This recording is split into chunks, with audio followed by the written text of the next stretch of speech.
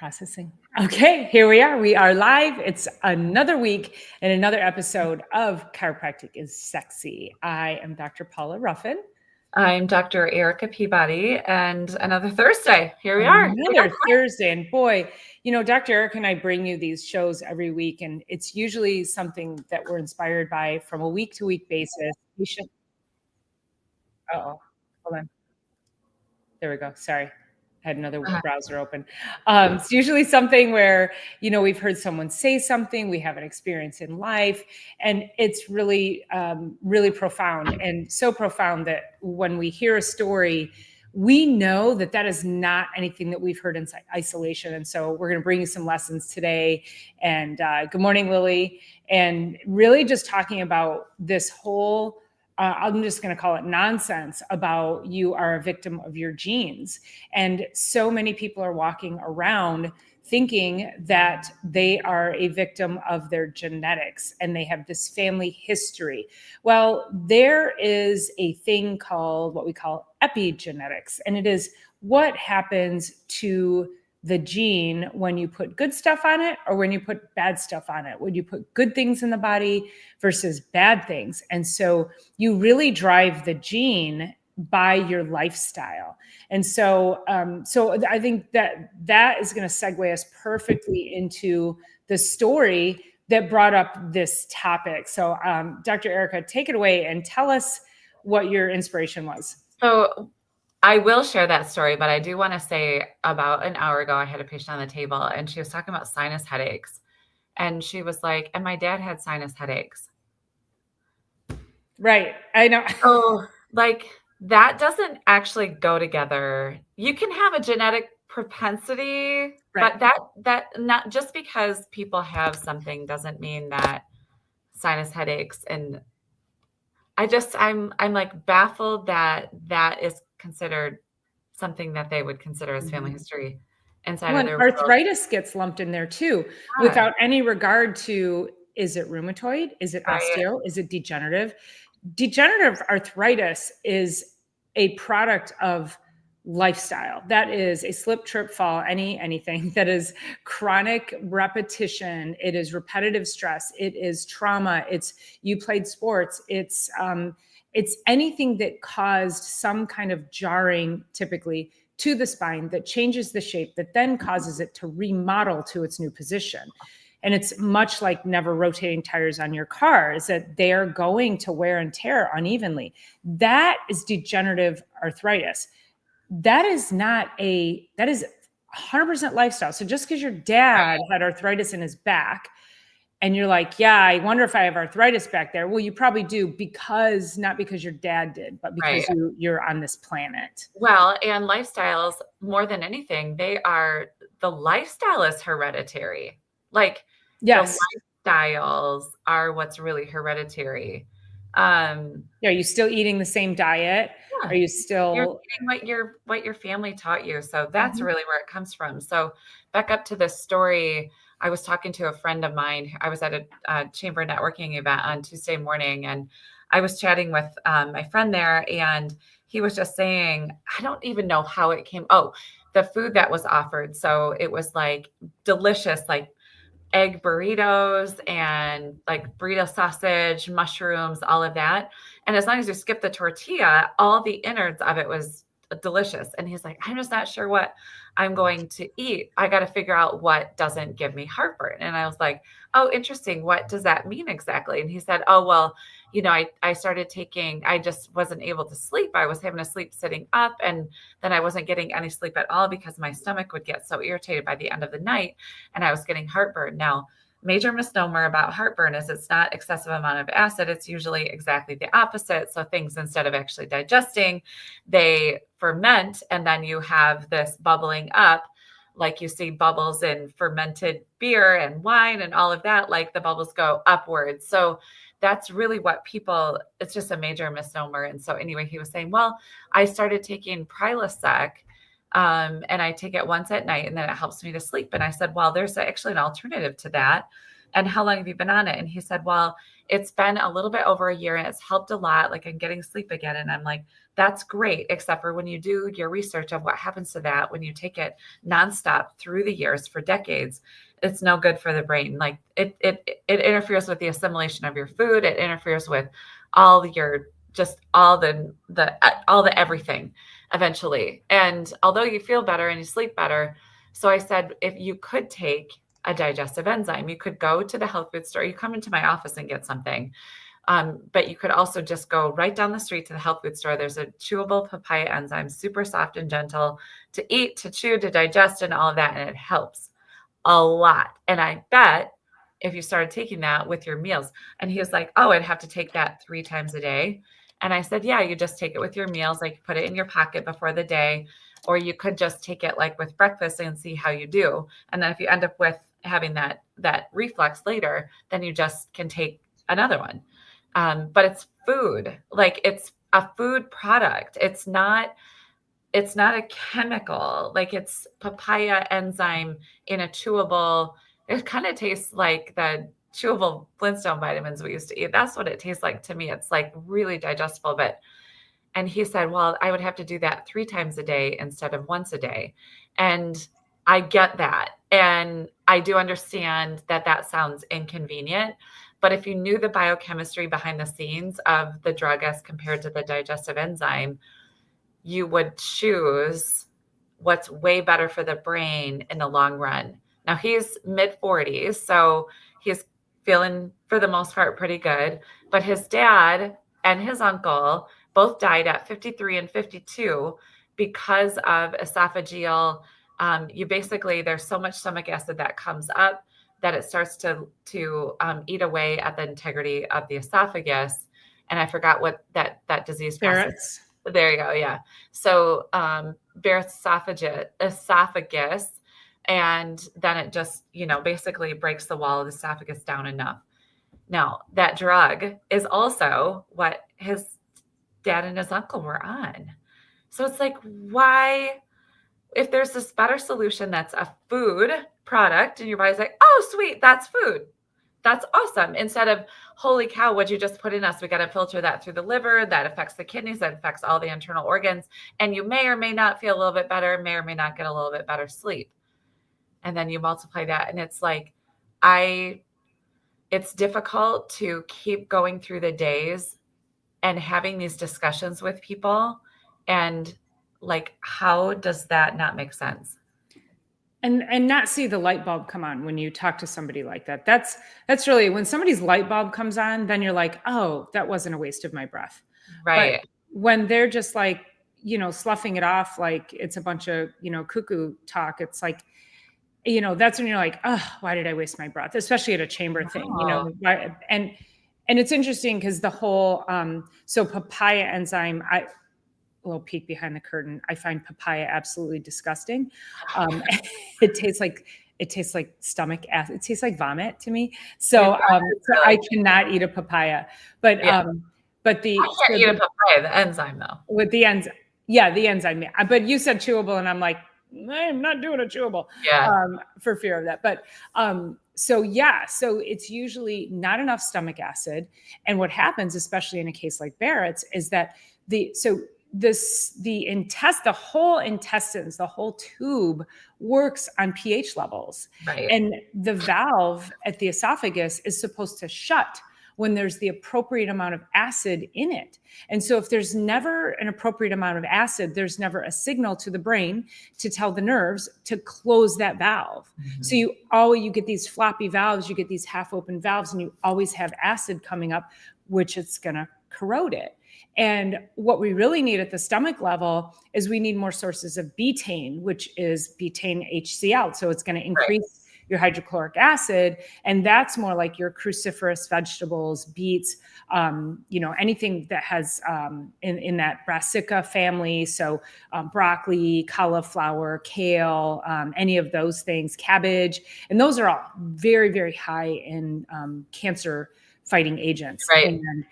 And then you take your papaya, your papain and your amylase, And that is further down for the small intestines to emit enzymes from the pancreas. So it's supporting the whole digestive process is really so critical, especially if you know your father and your uncle both had digestive issues. Why would you not be looking for, I probably should fix this? And if you're saying to him, hey, you can fix this, and he's like, oh, but I just want to take the easy way out, then you're probably looking at an early death yourself I if you're know. not I willing to just, make that change. right. And for people, I mean, everybody in our communities, but especially the, friends, it's like, I just, it's really hard when logic is so blaring on our side, but it's because we've done the work that like actually works and have done the research into it and the mechanism behind it and all of that. And then it's like, this is logic. And, more and more people are questioning it. So I do appreciate what is going on in our world. It's just, they're not questioning it quick enough. And we're making decisions with our health.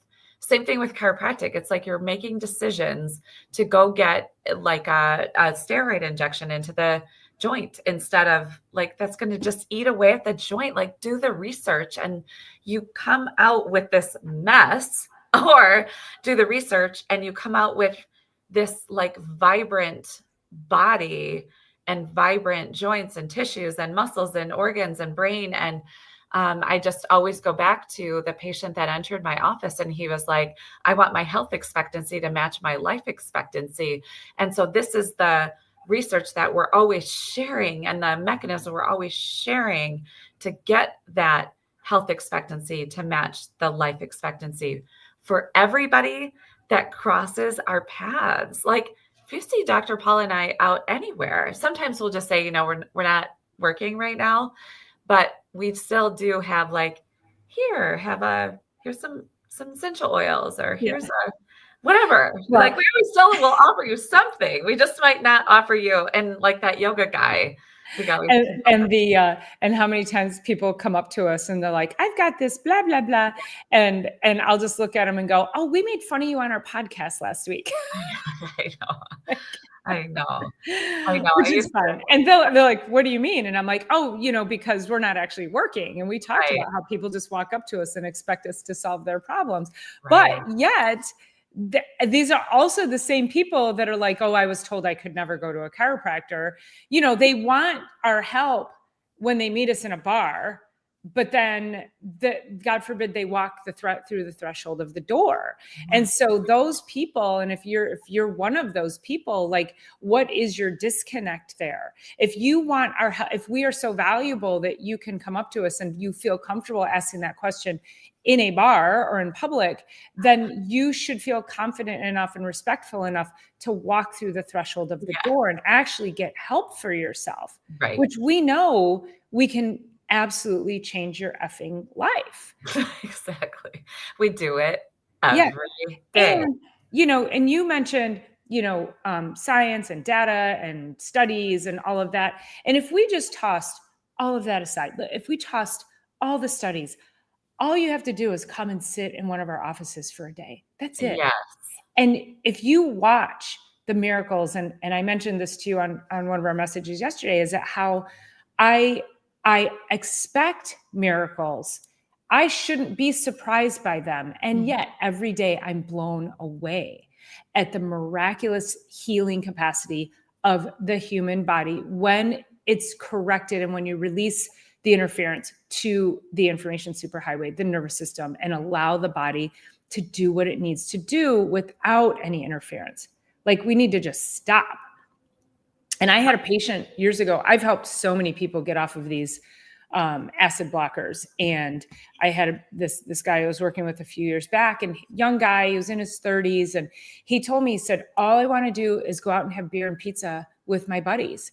And he wasn't unhealthy. He did exercise and he tried to eat really healthy, but what he could eat was very little, kind of like the guy you met. And this guy was on 20 milligram tabs of Prilosec a day. So it started off 10 once a day, and that wasn't working. And then it was 10 twice a day, that wasn't working. Then it was 20, and the doctors just keep increasing. And what that means is that it's the amount of suppression of your acid. So he's on 40 milligrams. It's a hefty dose. And when I work with people, often they'll say, well, I've tried getting off. I have to be on them because I have terrible heartburn when I go off. Absolutely. So do not, I want to just make this disclaimer. We are not going to stand in this moment and say you need to stop taking them today, because if you do, you will have rebounding. Your stomach does not have the building blocks to function on its own, to create its own hydrochloric acid when you take those. So there's a whole protocol that goes with it. And it takes about 9 to 12 weeks. And you have to be doing this protocol of very specific nutrients in conjunction with those acid blockers for a couple of weeks before we start to say you need to now take off 1 pill a week. That's it. That's how damaging they are, that if you don't wean off of these slowly, you will get a rebounding. And if you are not fueling the stomach and the body with the nutrients it needs to then rebuild its own hydrochloric acid pumps, you're going to get that rebounding. So this guy, I started him and I told him, I said, listen, we're talking, 16 weeks, maybe, it depends. And I was afraid he was going to have rebounding when he just pulled that first one off. And he's going through it and he's going through it and he's doing okay. And at about 4 or 5 weeks, he came in and he goes, I'm done. I said, what do you mean you're done? And he goes, I stopped taking it. And I go, what do you mean you stopped? I was like, oh my God, no. And he goes, no, I stopped 100%. He still had like 6 to 8 weeks more of removing these pills. And he goes, no, I'm going to keep taking the supplements you told me, but I stopped taking the Prilosec and I had no rebounding. I went out with my buddies last night. I had a beer and I had a piece of pizza. And he was also sleeping sitting up. That's how bad it was for the whole sleep issue. And he goes, I'm sleeping flat again. And I was able to go out with my buddies and I'm completely 100% off. And I checked in with him about 3-4 months later. He goes, nope, I'm doing great. Another 6 months went by. He goes, nope, I'm doing great. And he stayed on the nutrients to support his body and he stayed under chiropractic care, but he now was completely off. This is life changing because this stuff is so depleting and damaging to the body. You cannot be on that long term. And I think even the pamphlet in the package says no longer than 3 months. Right. The doctor's like, oh, you can be on that for years. Oh, well, so many doctors put people on medications of all sorts without ever like another side. Like there's no other side to this. And then, I brought up that list of that patient with all those drugs before, many times before, but it's if you're on it as a bridge because of a crisis of some sort, it's very different than just being put on it with like an ongoing revolving prescription that just never ends. And to back up and talk a little bit about the rebound. So I always want to tell people, even with like pain medications and anti-inflammatories and all those kinds of things too, like our bodies are never making a mistake. So what's happening is that if your body is doing what it's doing, it's creating this symptom, and then you think the symptom is annoying. So then you tamp down the symptom and then it will rebound because there is, the body was doing that for a reason. I think you froze over there. I totally froze. Yeah. Can you hear me? I can hear you. Yes. My screen froze on my end. So so as long as you can hear me. Okay. Yeah. I can hear you. Okay. Go ahead. So, but even like to take, on like an anti-inflammatory, an NSAID of any sort, there's a reason why the body is, having pain in your ankle, having pain in your knee, having pain in your spine. Is trying to slow you down. It's giving you messages. And one of the phrases that we had sort of talked about ahead of time is discomfort is not punishment. Your body is never punishing you. Yeah, you're back. Okay. The body, you're not being punished. The body is not giving you symptoms for that. It's giving you symptoms for feedback. It's almost like you start a new job and your boss is giving you feedback. It's like, that's what makes you move forward. It's not like a punishment of some sort. Like, I don't know, you have a 90-day review after you've been there for a while. And it's like, okay, these things are great. This is a little bit of feedback. That's your body signals to every single symptom we have. And so what do we do about it? It's like, we go back to the 6 things: eat well, move well, think well, drink your water, get your rest, and get adjusted. And then, be asking the questions of, what's the other side of this? Someone put you on a medication. What's the other side? Like, some of my patients have come in and they're like, oh, my so-and-so wants to put me on such and such. And I started to do the research because, quite frankly, the people that are coming into our office, they are interested. They are asking bigger questions, how they got here. And they're like, but I'm seeing like this as a side effect and this and this and this. And then there's like this process of weaning off, and my doc didn't even talk about any of that. And anyway, it's just keep asking the bigger questions, keep doing right by your body, knowing that it's never making a mistake. It's giving you feedback. Yeah, I had a patient in this morning who is young, mid 40s, maybe 45, and she had gone through breast cancer treatment over this past year. And she's supposed to be getting these infusions. She called them. I have to look this up. She's supposed to be getting these infusions, and supposedly the infusion, it's a drug. It prevents the chemo that she had from causing bone cancer. And so she's had 1 or 2 treatments so far. Well, the last one she just had a few weeks ago, shortly before she became a patient here. And she said it made her so sick. Like, it made her feel like she had the flu times 10. And she said, it was horrible. I don't know that I want to go back through it again. And they're trying to tell her, listen, most people who have the reaction you did only have that reaction the first time. So they're still trying to talk her into doing this. And I talked to her today, and I said, you know how you also prevent bone cancer? And I said, you improve your metabolic health. Mm-hmm. You don't keep putting more toxic poisons into it. And she's having this, both of her ankles, and especially her left one, she sprained back in June, and it was fully healed, but she keeps getting, her ankle keeps ballooning up as if she's like re-sprained it. And I said, that is all kidney. I said, whatever this drug is, it's affecting your kidneys, it's affecting your lymphatic system, and you are not going to change. And then she brought up the whole, like, well, cancer is genetic. And I said, because I just like, and I said, no, it's actually epigenetics. It's what's above the gene. It's the environment that you put the gene in. And the more chemicals you continue to throw in there, and the less metabolic health work we do, the worse it's going to get. And she's in full agreement, and I'm going to get her started on a detox, and she's under chiropractic care. And, she's like, I just want to get my body healthier. And she goes, I wish they would have said to me after I finished chemo, okay, now we want you to go see this nutritionist. Now we want to talk to you about how do we repair your body from all the damage we created with the drugs. And I go, well, that's where I come in. Yeah. That's where we come in as chiropractors and nutritionists, is that we're going to be the ones. And so it's, again, we just have to be shouting from the rooftops these messages so that people have this understanding that if you're going through that, you need to seek out a healthcare professional like us who's going to be able to take your hand from that medical establishment and pull you through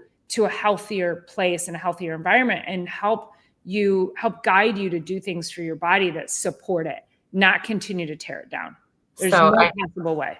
Yeah, I have this patient who comes in weekly, and she has for a while, and she's been really struggling with difficulty sleeping. And she came in today, and now her next option is she thinks the question she had asked is, maybe I go see a neurologist. Now I'm like, neurologists no. There's a lot of things that are in a dysfunction, in disproportion, and out of whack chemically. And a neurologist, that, like, you got to ask the right people. This, just to Paula's point, Dr. Paula's point, you got to ask the right people the right questions.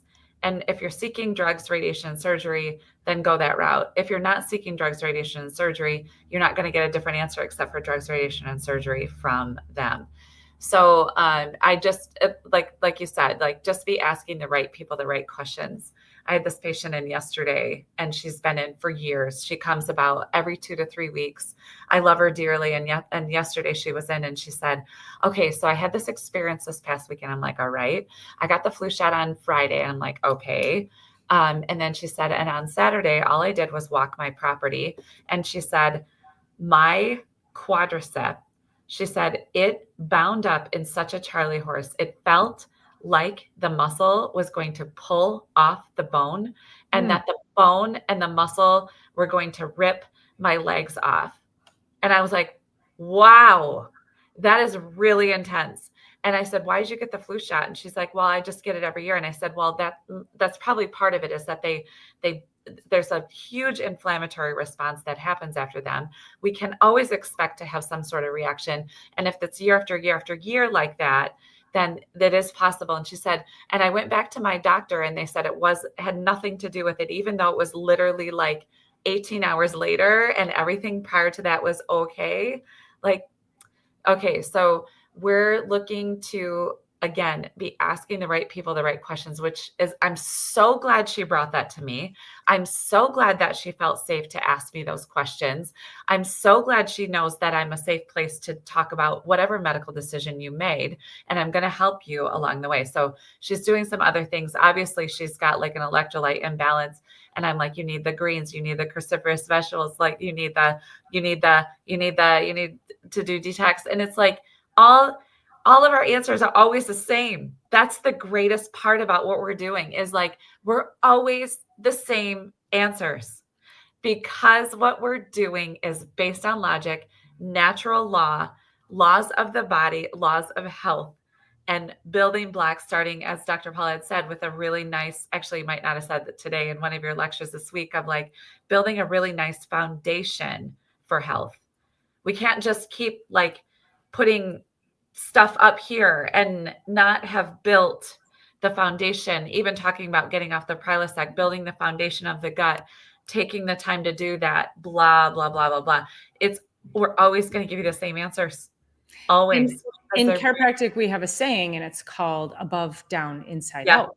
Yes. And that we have, it comes, there's a universal intelligence. So that's coming from above. It comes down into us. Our bodies, our souls are animated, if you will, because what's the difference between me and dead me?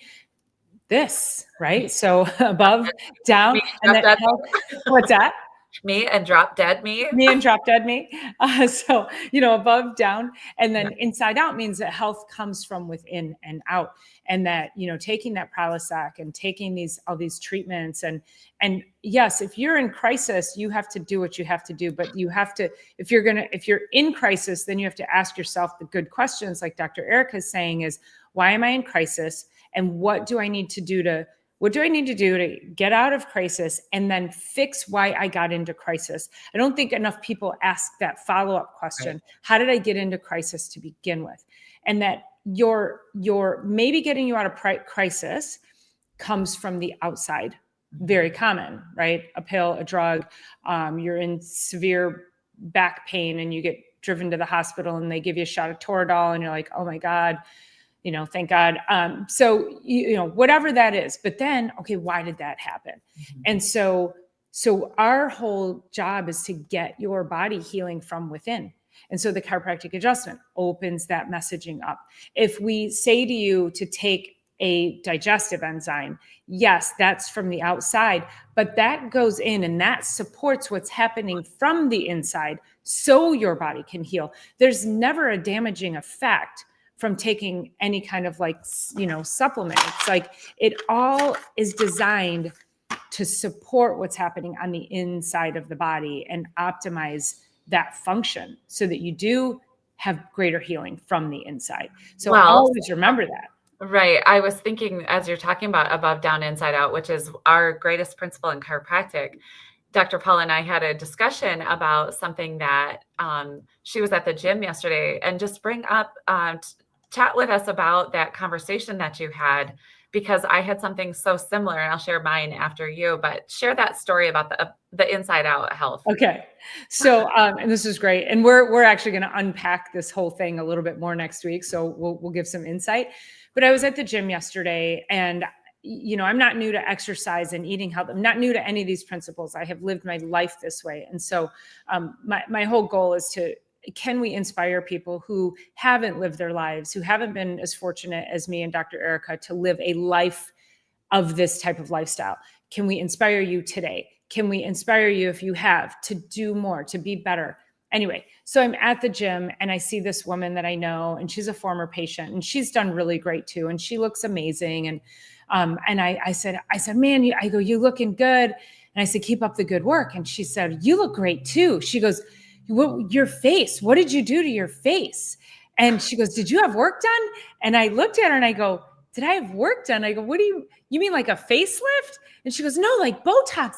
It looks like you had Botox done, which to me was like such an insult, right? Because I'm like, no. And I go, no, I've not. I go, this is me. Now, I always, I have my homemade body butter that I sell, right? And I take a dab of this and I put it on my face, and it gives me this wonderful glow. And I don't have makeup on at the gym. And so I'm wondering if that glow sort of added to it, but it's not the first time I've done that. I do it every day of my life. So I posted about it, and I said, what did I say? I said, somebody at the gym said to me, did you have work done? And I said, no. And I said, this is 59 years old, all natural, zero work. And I said, frankly, I'm not sure if I should be flattered or offended, but I chalk it up to good hydration, healthy food, lots of movement, great mindset, breath work, great sleep habits, a daily practice of gratitude and joy, and regular chiropractic care. I mean, that is a life that has allowed my body to like just ooze health from the inside out. All of that is inside out health. Mm-hmm. And that's what you see. You see that culmination of how I live my life coming out in my face, because I'm not aged, and I'm not, of course I've got a few wrinkles, and, I'm a little saggy. I could criticize myself, but I'm not going to, because I feel like I look pretty incredible for where I'm at. Right. And the other part too is like, if you are going out and doing Botox and fillers and all those kinds of things, good on you. You guys keep doing that. But what's going on with your body? Because a lot of people are taking care of their face and hair, but it's not coming from the body. Right. And I think that's a whole entire other podcast. But so I have just because you inject a few things doesn't give you good metabolic health. No. And you're not fooling anybody. Nobody's believing that you're younger. Nobody's believing that. Weird. Like, what's you're that? Not age, you're just looking weird. Yeah, weird. Yeah. And this is my favorite, the lip flip. Yeah. People do this, and then they talk with a lisp, and their face just like, I'm like, what is this? You look like somebody punched you in the face. I don't just stop this one. Can we stop this one? There's all kinds of stuff out there. So I'll share with you guys. A year ago, I got injured, and it went from hip to belly to guts to reproductive system to blah, blah, blah, blah, blah, perimenopause, menopause, and all the things. And I was never, I'm not a foodie. I don't care where, I don't really care for meals. Like I would rather get everything in a bar, like in a bar form, not in a bar, but in a bar form. If I could eat everything I needed in bar form to make it simple, that's what I would prefer to do. And I did have a tendency of getting at least one meal in a meal bar form, or adding a little extra protein by having a protein bar. And I've done this for years, and it caught up with me. So over the last year, I've done a number of things, but one is clear the liver and obviously support the kidneys, but clearing the liver. I've done all whole foods. I mean, not Whole Foods, the store, all whole foods diet, which Dr. Paula has been doing for her whole life, but we're just very different in certain ways. And food is not my thing, and it's absolutely her thing. But nourishment and healthy eating and living is my thing. I just do it a little different way. But anyway, So I'm like going through the winter last year and then into the spring and then into the summer. And I've done a ton of things that make me super happy. I've continued to decongest my liver. I'm doing like castor oil packs every single night since February. I do just a bunch of other super health supportive, including all the things that we talk about. And my mom and my stepdad said to me it was Halloween night. So last Friday, they just said, you look so beautiful coming from the inside out. But it's like, they said, what are you doing? I'm like, all I'm doing is slow. I used to have a friend that would say slow by slow. And I hated that, but it's kind of like that. Slowly and surely, one cell at a time, turning things over to whole foods and turning things over to nourishment and turning things over to like super supporting my liver. And I was up, you guys, last night until 3 a.m. I had to take my little guy in he had an emergency situation. And if I was not as healthy in my gut and my liver and my kidneys and my internal organs as I am, I would be blasted today. Blasted. But I feel good. I have very little makeup on. I don't know what's making me glow like that. I know you do. It's like you have so much color in your face. I know. And it's coming from it's literally coming from the inside. So for my parents to say that, it was like, wow. I mean, I see it and I've started, you know what else? I've started adding in jump rope. And so the lymphatic drainage, yeah. In the core and the pelvic floor and all of that. So I've been jump roping for about just a couple of weeks, but maybe like 3 weeks, maybe just this past month. And it's everything from the inside out. So it's so interesting. We kind of had that similar experience where it's like, let's just age in a healthy way and let our body do what it's supposed to do. And look at Ghetto Hippie says, cell by cell sounds like you need patience. And you nailed that right there, because like chills from head to toe just saying that. Yeah, because it's not a 10-day cleanse. It's not a 30-day cleanse.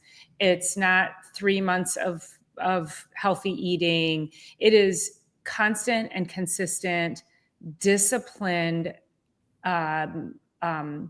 habits and lifestyle things that you do that fuel you. And it does take time. And what I love too is that when a patient they're like, I'm still in pain. I'm like, it's okay. Like, we're going to get there. And then suddenly they'll come in and they'll go, I was feeling so good. I almost forgot I had an appointment today. It's like this, your body does this. It's like chugging. It's like the little engine that could. It's chugging. It's trying to heal. And it's slow because you had a lifetime. You've had years of all this damage, and we have to turn these cells over, as Dr. Erica was saying. And then you get to the top, and then suddenly all the momentum, and you go down the other side. And that's when all the magic happens. But most people lose patience on the way up the track.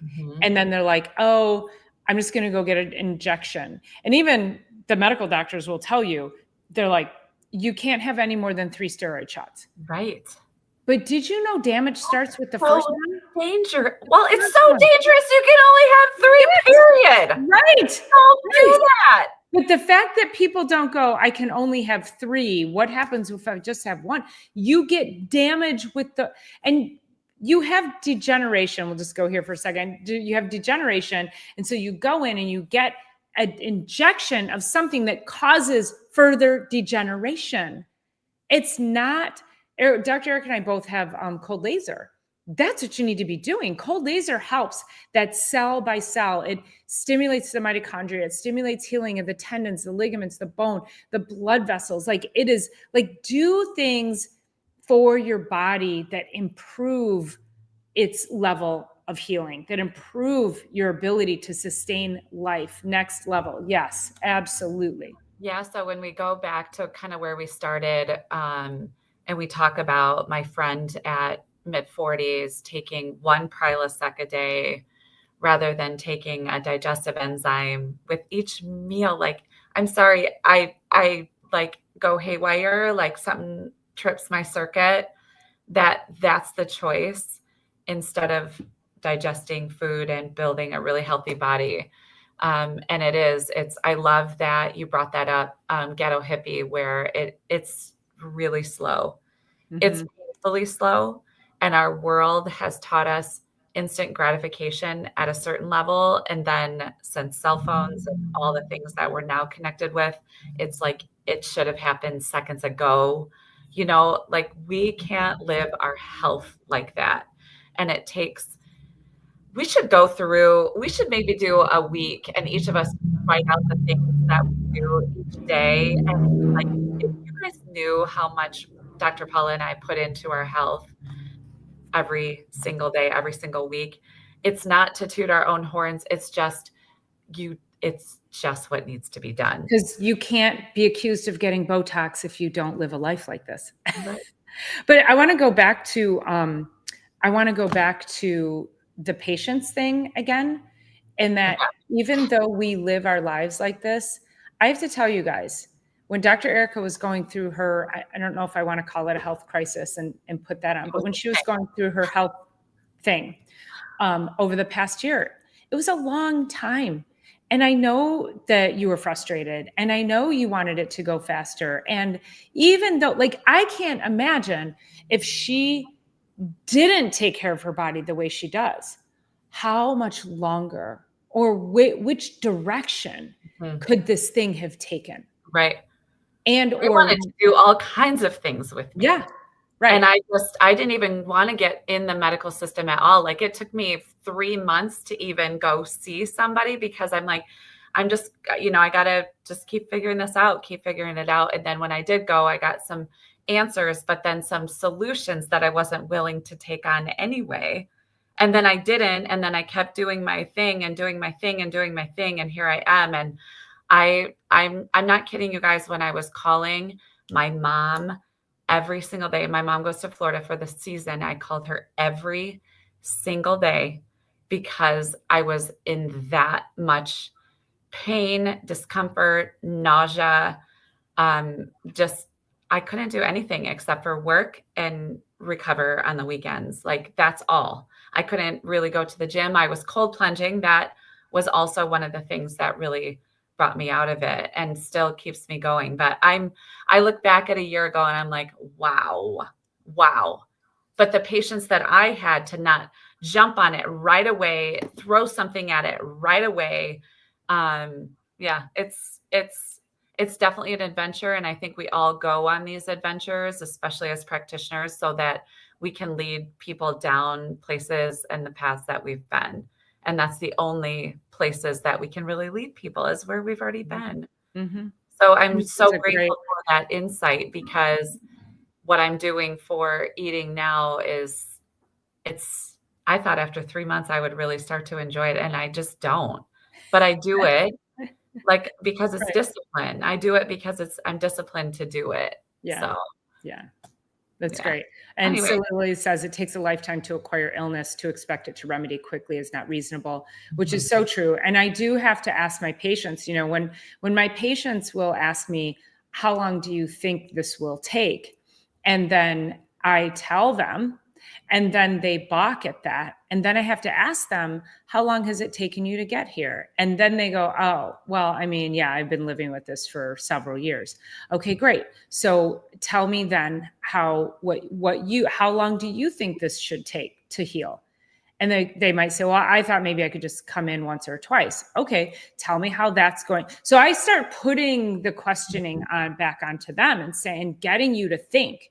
Because you, the patient, you have to come to the realization that you have to put the work in. You have to put the time, the energy. It's a financial commitment. And you have to start putting these other lifestyle things into place. And just like Dr. Erica, who's not a foodie, but she's doing it because she knows it's part of her healing and she knows it's necessary. And of course, every time she calls me, I'm cooking. So like, if I lived closer, I would be making meals for her. Yeah. If we lived closer, for sure. I would probably just Venmo her for the month, and then I would just show up to dinner at her house. We live 100%. unfortunately That's 45 minutes away exactly. Yeah. from each other. But yeah, I would just Venmo you for groceries and then just show up every night. Wouldn't that be awesome? That'd That'd be be great. so good. It It'd would be be good. so great. Yes. Yes. Because then we Okay, get to have family meals together, right? that's right. I love that, Anyway. Rory, you're at your chiropractor right now. I love it. I love Aw, watching the that's show. so When I'm at my great. chiropractor, they watch me. That's so great. Tell your chiropractor we said hello. Yes. I don't know if we know who that Yeah, is. where are you? I Curious know. where you I are. know. Who's your chiropractor? We're a small world. You never know who we know. Yeah. Anyway, we can wrap up at that. I think so. Yeah, Yeah. it's All a right, great perfect. show. Go take care of the baby. I I'm know. putting my Christmas decorations up, and The- people are all like making fun of me. I'm getting the snarky comments, and I'm like, this is a one-woman show. I have this place, I have my house. So like step off. yeah. Okay. Like No, it's great. anyway, All right, you guys. okay, you guys, thank you so much. We appreciate you being here. Appreciate all of your comments and your engaging with us and just loving on us each and every week. So make sure you come on back next week for more Chiropractic is Sexy. Don't forget to share and let everybody know. Let us know what you think of this episode. Okay, talk to you guys soon.